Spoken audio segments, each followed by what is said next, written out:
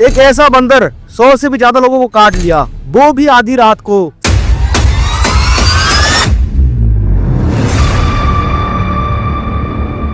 सन 2001 में दिल्ली के लोगों में एक खौफ सा फैल गया था कि रात को जब वो सो रहे होते उन पर एक जानवर जैसा कोई हमला करके उनको जख्मी करता था, और जब वो उठ जाते हैं तब वो जानवर वहाँ से गायब हो जाते हैं। शुरू में इस घटना को किसी ने भी ज्यादा सीरियसली नहीं लिया था, पर जब हमले हद से ज्यादा बढ़ने लगे और दिल्ली पुलिस को एक महीने में तकरीबन 100 से भी ज्यादा कंप्लेन आए, तो पुलिस ने भी इस बारे में जानकारी लेना शुरू किया। जितने भी लोगों पर हमला हुआ था पुलिस ने उन सब का बयान लिया, तो पता चलता है कि रात के अंधेरे में किसी ने भी उसका चेहरा सही से नहीं देखा था, पर वो इंसान और बंदर के बीच जैसा कुछ था। उसका शरीर बालों से भरा हुआ था और काले रंग का था। उस काले बंदर ने पूरा दिल्ली शहर में आतंक मचा रखा था। लोगों की रातों की नींद हराम हो गई थी, क्योंकि लगातार उस बंदर के हमले बढ़ते ही जा रहे थे और लोगों में एक खौफ सा फैल गया था। न्यूज चैनल, अखबार और हर जगह बस उसी बंदर की बात हो रही थी। कोई उसे मंकी मैन बोलता तो कोई उसे काला बंदर बोलता था। पुलिस भी हैरान थी कि कौन है ये काला बंदर, आखिर क्यों मार रहा है लोगों को, और लोगों को मार के जाता कहाँ था। ना तो उसको कोई देख पाता और ना ही उसका कोई निशान मिलता। और तंग आकर एक दिन पुलिस ने उस पर 50,000 रुपए का इनाम रखा। जो भी उस बंदर को पकड़ कर लाएगा या मारकर पुलिस के हवाले कर देगा उसे ये इनाम लेगा। पर फिर भी कुछ पता नहीं चल सका उस बंदर के बारे में। आखिरकार जून 2001 को पुलिस ने उस मंकी मैन यानी काला बंदर का पता लगा लिया। ये कहानी शुरू होती है 12 अप्रैल 2001 से। गर्मियों का टाइम था तो रात को अक्सर बिजली चली जाती थी।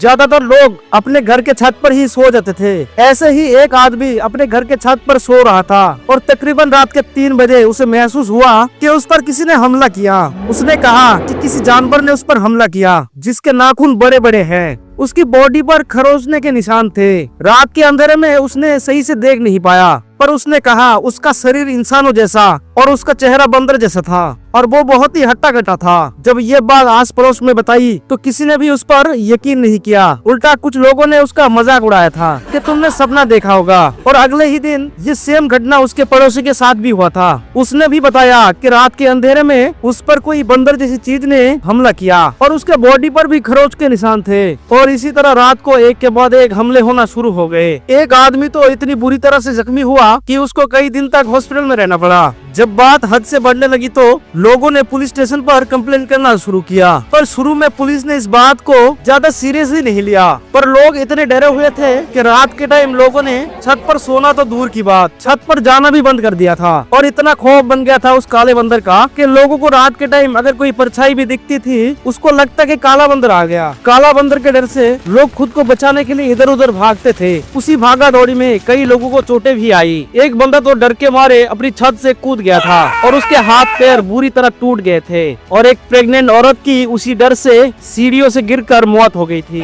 इस घटना के बाद मीडिया ने भी इस खबर को दिखाना शुरू किया। हर न्यूज चैनल और अखबार में उस टाइम बस उसी काले बंदर की बात हो रही थी और बहुत सारे न्यूज चैनल ने अपने रिपोर्टर को उस इलाकों में भेजे जहाँ पर काले बंदर के हमले सबसे ज्यादा हो रहे थे। और कई घर के छत पर हिडन कैमरे भी लगाए गए ताकि वीडियो बना सके उस बंदर का। और दिल्ली पुलिस ने 4000 से भी ज्यादा सिपाही को अलग अलग जगह पर तैनात किया लोगों की हिफाजत के लिए। पूरी रात दिल्ली शहर की बिजली को ऑन रखा जाता था ताकि लोग छत पर ना जाकर अपने कमरे के अंदर सोए, जिससे बंदर के हमले से बच सके। पुलिस भी एक्टिव हो गई थी और मीडिया के जरिए लोगों को पता चल रहा था उस काले बंदर के बारे में और लोग अपना बचाव भी कर रहे थे। पर इससे हमले कम होने की वजह दिन ब दिन बढ़ते ही जा रहे थे। आखिरकार पुलिस ने जिन जिन लोगों पर हमला हुआ था उन सबको बुलाकर उस जानवर का स्केच बनवाया और ऐलान किया कि जो भी उस बंदर को मारकर या पकड़कर पुलिस के हवाले करेगा उसको 50,000 रुपए इनाम दिया जाएगा। सोचिए एक बंदर ने कितना ज्यादा आतंक मचा रखा था कि उसके सर पर 50,000 का इनाम रखा गया था। जब उससे भी कोई फायदा नहीं हुआ तो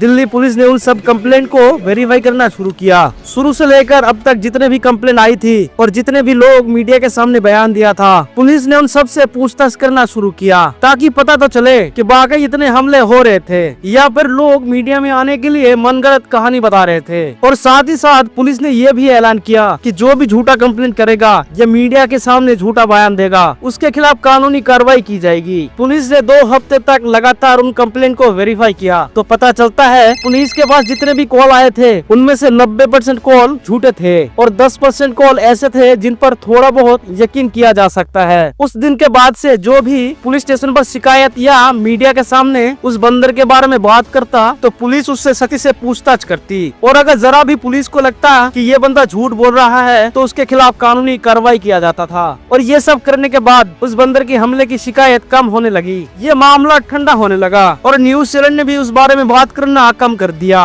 और उसके बाद एक भी उस बंदर के हमले के केस रिपोर्ट नहीं हुआ। जब पूरे महीने में एक भी बंदे का रिपोर्ट नहीं आया और लोगों के दिल से भी बंदर का डर खत्म हुआ तो पुलिस ने भी इस केस को बंद कर दिया, ये कह करके असल में कोई मंकी मैन था ही नहीं, ये सब लोगों का वहम था, एक झूठ था जो धीरे धीरे बड़ा बन गया था कि लोग इसे सच समझने लगे। और इस झूठ को फैलाने में सबसे ज्यादा मीडिया का हाथ था। पुलिस ने बताया कि लोग इसलिए भी झूठे कॉल करते थे ताकि उनको 24 घंटे बिजली मिलती रहे, क्योंकि शुरू में यही हो रहा था कि जिस भी इलाकों में बंदर के केस रिपोर्ट होते थे गवर्नमेंट ने वहाँ की लाइट नहीं काटती थी, यानी 24 घंटे बिजली रहती थी ताकि लोग अपने घर के छत पर ना सोकर कमरे के अंदर सोए। और सन 2001 के टाइम किसी को टेलीविजन पर आना एक बहुत ही बड़ी बात मानी जाती थी और मंकी मैन की खबर उस टाइम ट्रेंडिंग पे था, तो जो भी बंदा बोलता उस पर काले बंदर का हमला हुआ है मीडिया टीम उसके पास जाकर उसका इंटरव्यू लेते थे। ये एक बहुत बड़ी वजह लोगों के झूठ बोलने का और इस काले बंदर की स्टोरी फैलने का। और जब वाकई पुलिस ने एक्शन लेना शुरू किया और मीडिया ने भी काले बंदर की स्टोरी दिखाना बंद किया तो उस दिन के बाद से आज तक काले बंदर का एक भी केस रिपोर्ट नहीं हुआ। और रही बात उन जख्मों की, जब डॉक्टर ने उन जख्मों को चेक किया तब पता चला कि ये जख्म किसी जानवर के लगाए हुए नहीं बल्कि किसी दीवार या लोहे की चीज से टकराने की वजह से है। तो साबित हुआ कि काले बंदर की स्टोरी अफवाह थी जिसको लोग अपने सर पर सवार किया था, हकीकत में ऐसा कुछ नहीं था।